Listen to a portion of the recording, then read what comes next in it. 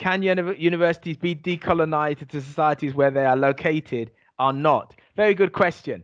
The answer in a short answer is no, not fully. But there is a symbiotic relationship between communities and universities. Universities aren't out there and communities over there, that they are bound together. And universities are communities in small, as well as being connected to the wider communities in large. And these communities in large, that intersectionally universities are intersectionally bound to, each has a knock-on effect to the other. Changes that take place in universities have a ripple effect within the university community and ultimately within the communities that are attached to these university communities. It is inevitable that that would happen. And the ripple effect, the gradual change, which I think is where we need to be, because gradual change that builds foundation is stronger, I think, than knee-jerk reactionary change that obtusely expects automatic delivery and often then provokes the knee-jerk reaction in the opposite way. To prevent that, one should build steadily and gradually, stage by stage, but in a dynamic way.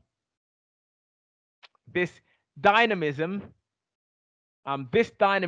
will have a long-term effect, not only on the university, but wider community, nation, etc. I've seen it happen. But universities, I think, can take on more responsibility to do it. I know that universities have financial constraints and that primarily financial considerations take priority,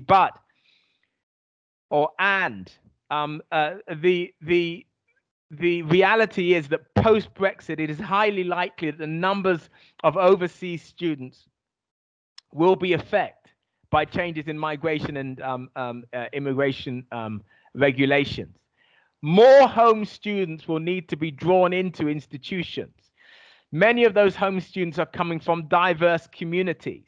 So universities will need to diversify if they are to survive. To attract diverse students, the curricula needs to be diverse. There is a financial and economic benefit to decolonizing your curricula. It's about attracting a diverse student body, and ultimately that's about the survival of your university. So it's logical from a financial basis to decolonize your curricula. It isn't just a question of the moral equity, although there is that too. And it isn't just a question of the social the need for social emancipation, although there is that too.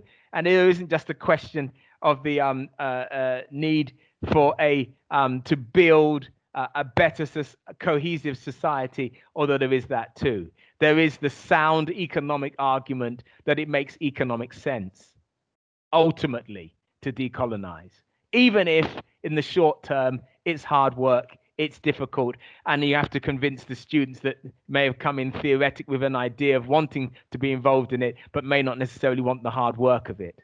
In the long term, it works.